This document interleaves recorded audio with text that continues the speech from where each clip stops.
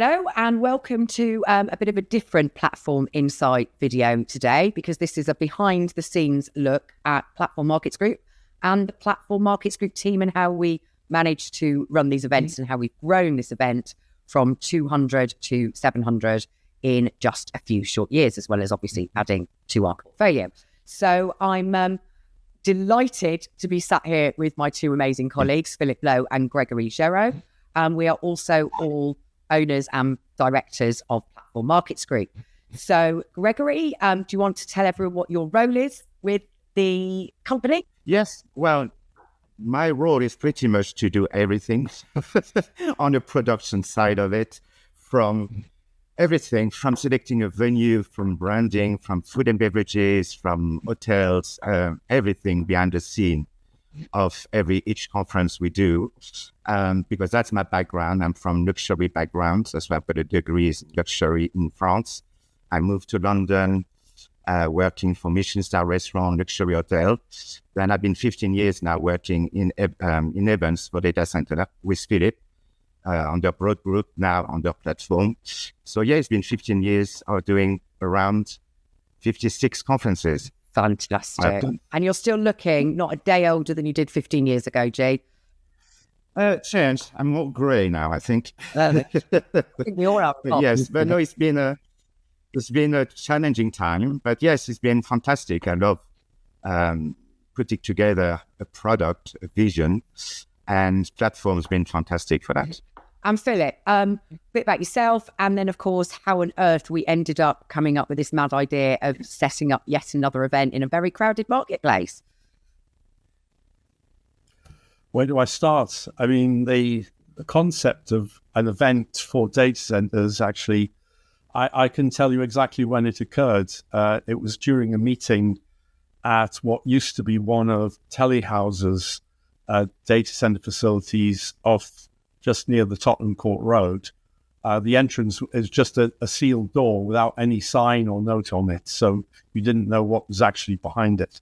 Quite different to what's happened today. And it was during the meeting, someone said, why don't you have an event that covers data centers? And that's where it all started. And we set up Data Centers Europe. That subsequently became Data Cloud, which I understand still prevails today. And then obviously with COVID, it was a sort of schism in everyone's world, and allowed us probably in some way an opportunity to stand back and reflect a little.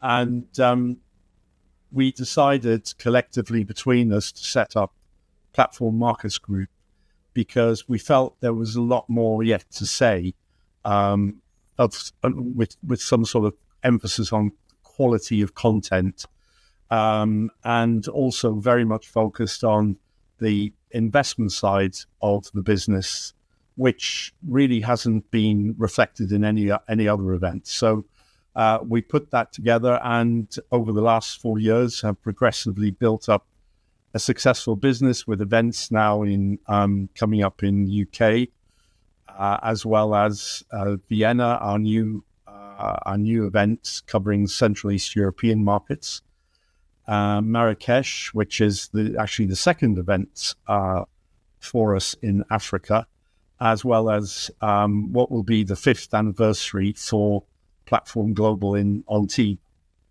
5 years, I mean, goodness, how quickly it's gone. And I'm actually going to contradict you with when all of this started in terms of events. It was actually in 1999 when we started the Co-Location Europe series all the way back at the Philips Group. And as extraordinary as it sounds, we, between us, wrote us the first ever programme following the first ever report on co-location in the whole world, and then replicated that in the United States. That was in 2000 and 2001. We've all been around a huge amount of time, but it's the same issues that keep coming around. It's just that numbers keep growing bigger. But it's been great, and it's been lovely working with both of you again. I've been in and out of the industry for a while and back in my academia career, so actually getting to work with Gregory as well has been utterly brilliant.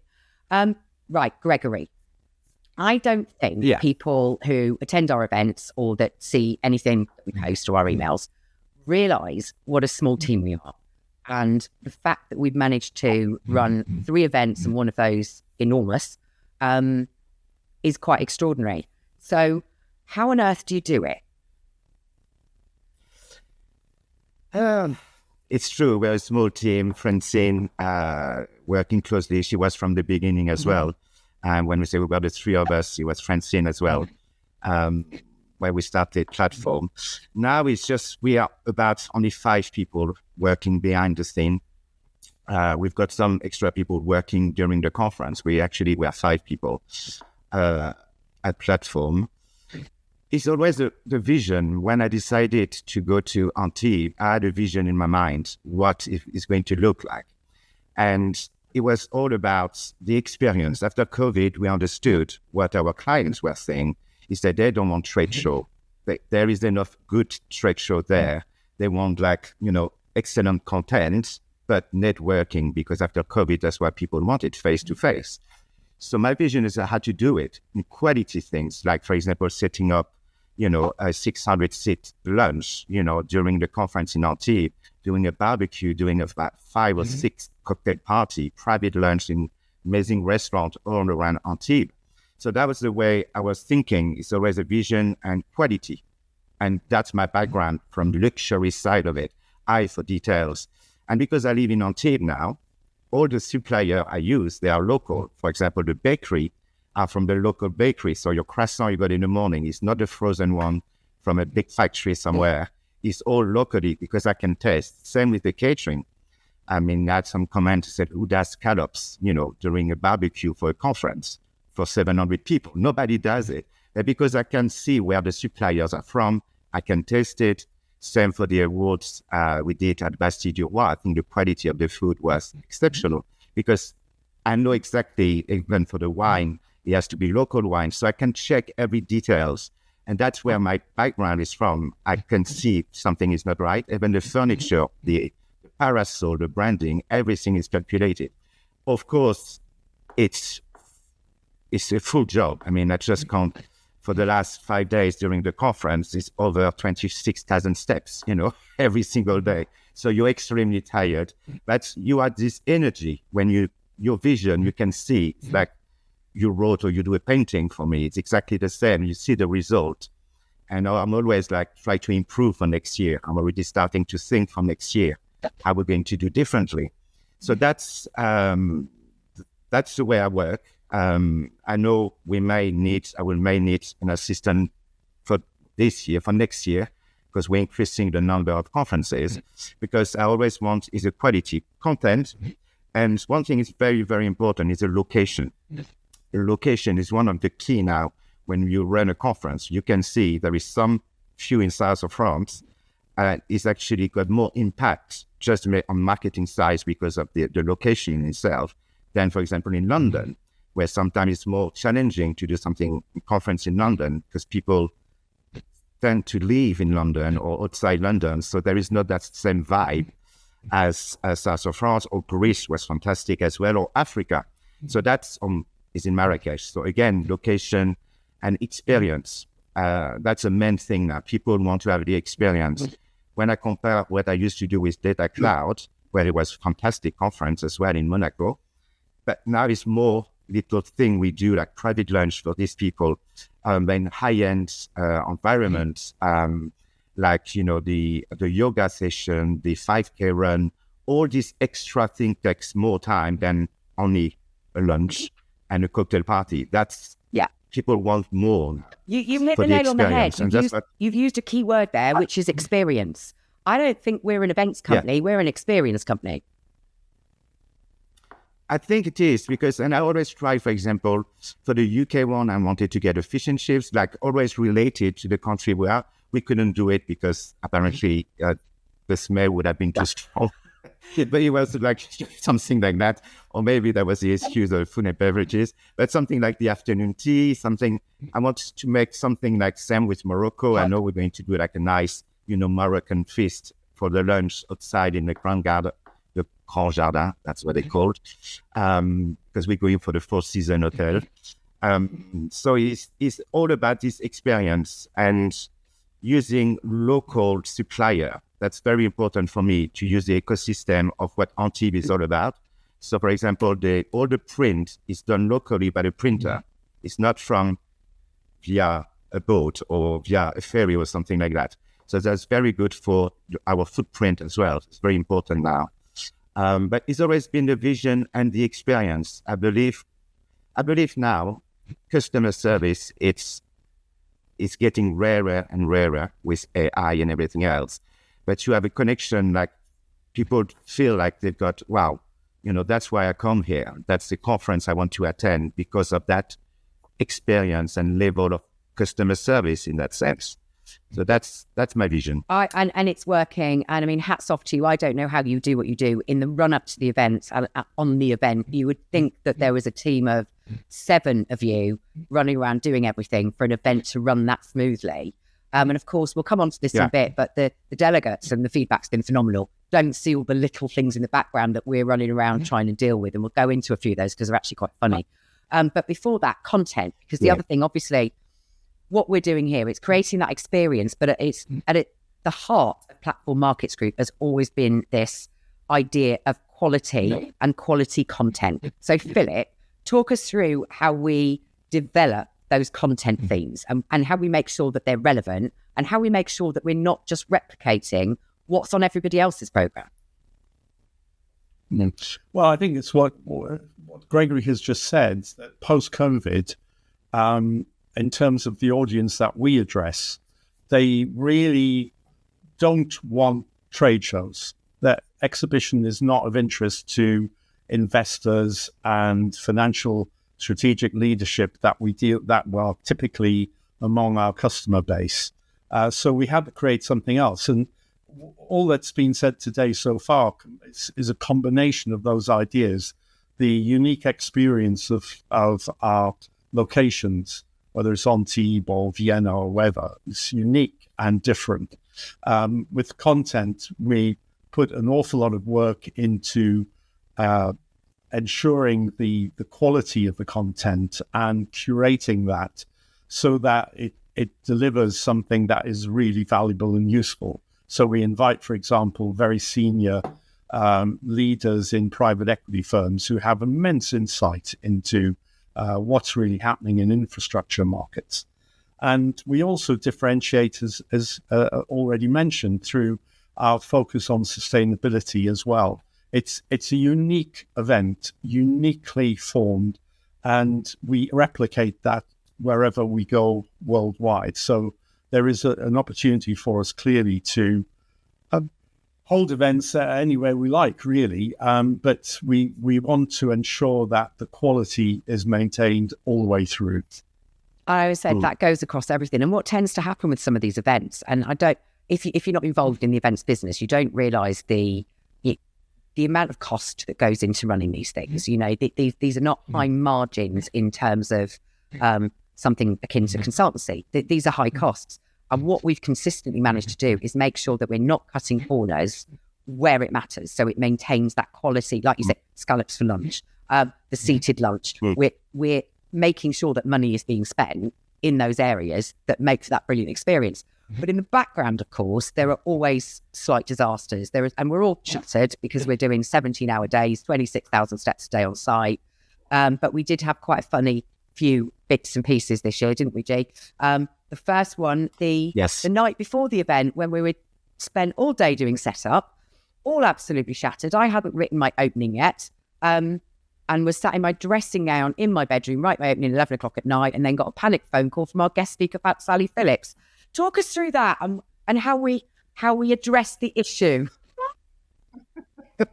So that was the Sunday. I was just finishing so we did a setup that day. I did a setup the day before. We're just finishing the full setup on the Sunday. We had a VIP cocktail party at La Jetée for Italytics. Everything went very well. I had to stay a bit late to make sure all the branding is been removed because recycle in Antibes, we can have penalty if it's in the wrong bin or whatever. So I make sure, walk back to the hotel, had a phone call saying, I think it was 10:30, 11 o'clock. We got an issue for Sally, our guest speaker for the award. there is no room available. The hotel is absolutely fully booked. They made a mistake. Normally she was supposed to stay one night, but the flight was totally fully booked, so she had to do 2 nights. So I arrived at the desk, the reception. Then I said, we need to find a solution. Then I just gave up my room. I had a room there. I've got a pied à terre in Antibes. It's about 25 minutes walk from the venue. So we took Sally to the rooftop, have a glass of champagne with gin tonic with you, Nicolas. Then I managed to go down to my bedroom, get the housekeeper to start clearing everything, hoovering everything. I've done all the bathroom cleaning. In 20 minutes, everything was done. Took my luggage downstairs to the concierge, went back upstairs to the rooftop, saying to Sally, your room is ready. So she was pleased, sorted out. And when I went back downstairs, I said, where are my luggage? The concierge saw was the luggage of Sally, so they went back to my old room. So it was now at that time, it's like 12:30, and I've got to start at 6:30 tomorrow morning. Now I've got to get a taxi to get back to my place here. But yes, it was a talk the next day with the bureau, because the CEO of the company, the owner of the company, cleaning with the housekeeper, the overing the room and everything, changing all the bed sheets and everything. So yes, that was new. It was that was an experience. I mean, this is just an insight. It was entertaining. What goes on in the background, because anyone that attends our event just sees that their coffee's there when it's supposed to be. The program is starting and finishing when it's supposed to be. Your champagne's there. They don't see all the things in the background that we're running around like absolute idiots trying to sort out with such a small team.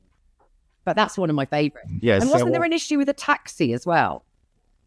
Yes, well, that was back because I got to go back here in my place the next day at 3:00 because I had another room ready for me. So I just very quickly, because I had to do the awards ceremony. So I had to go back very quickly at 4:00. So I booked a taxi. He says the white car. I live near a school. It was like 3-4 o'clock. I jumped in the car, started chatting to that lady, and she said, I think you're in the wrong car. I'm waiting for my children. So it was just... So it was like, so I had to apologize. They were all laughing, of course.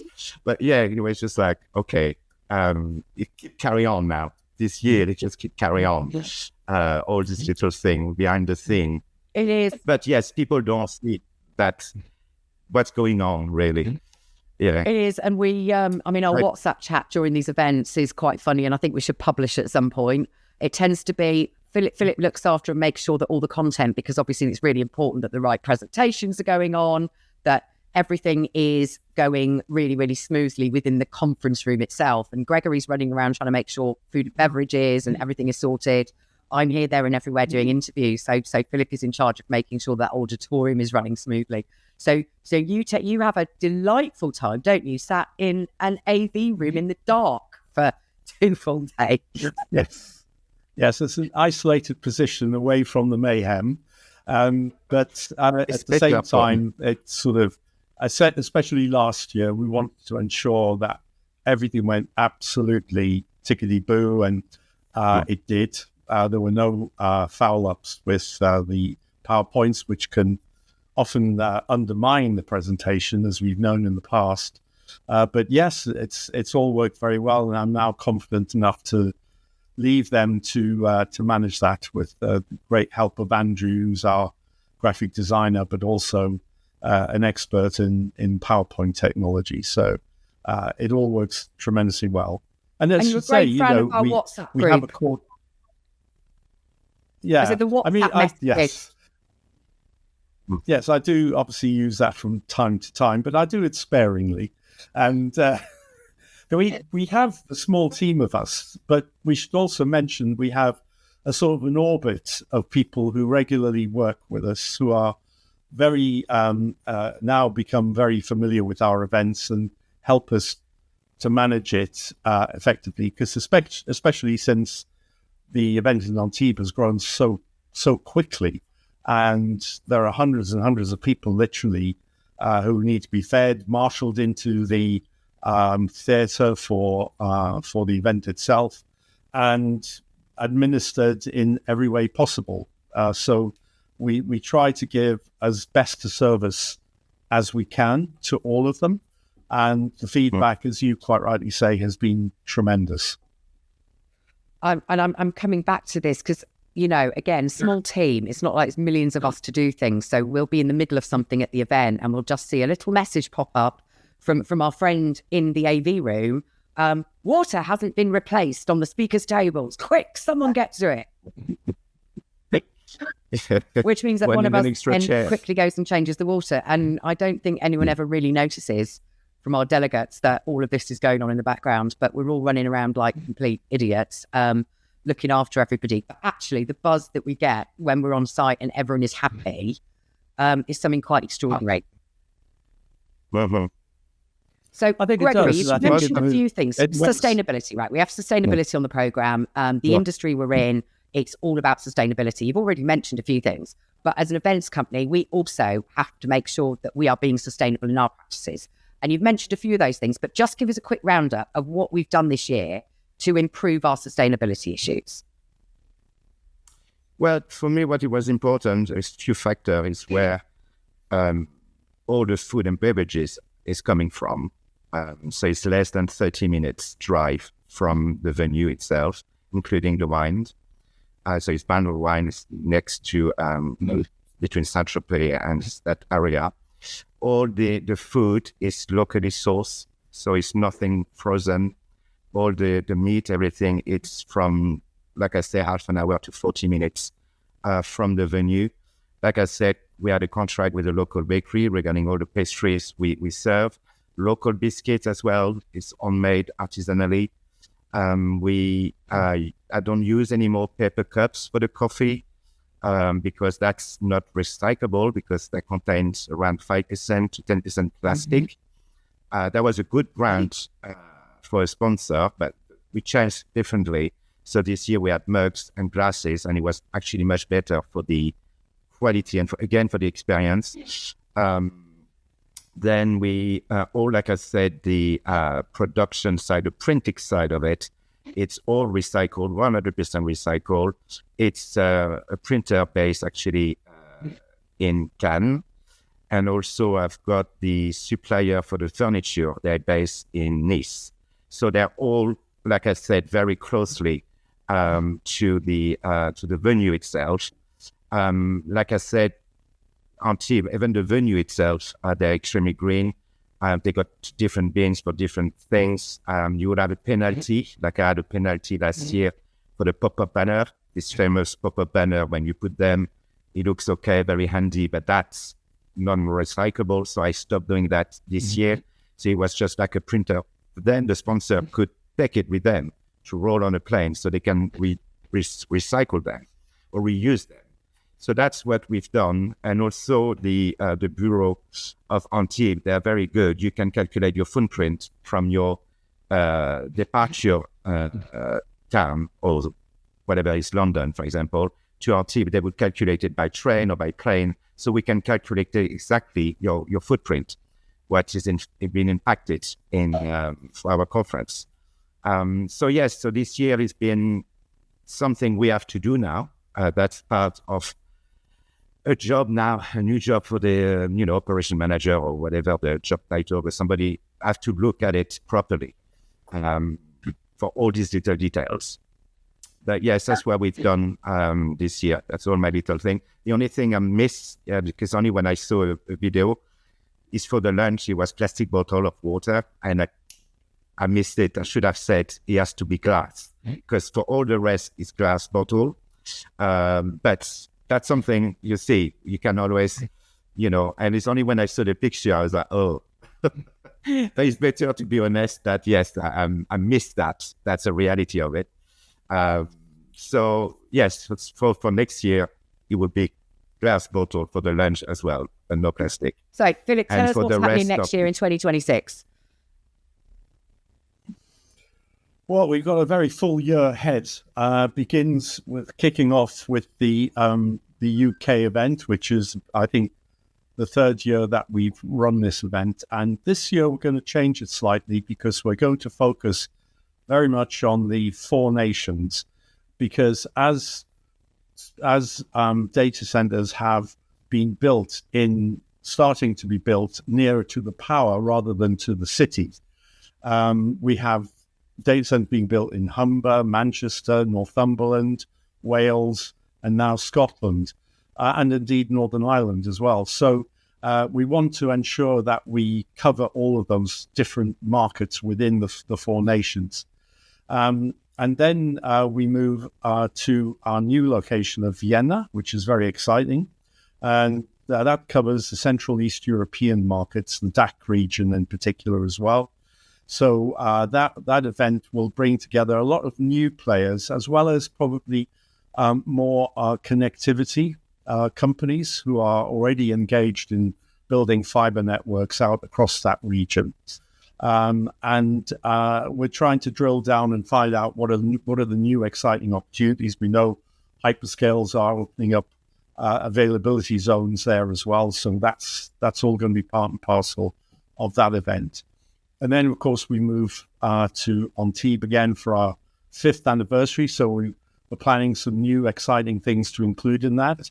A fantastic awards party on the beach. And after that, we end the year in Marrakesh, where we will be looking at the markets in the GCC states, North Africa, and West Africa. As there will be some people from Kenya, from South Africa as well. So it's going to be quite an exciting year.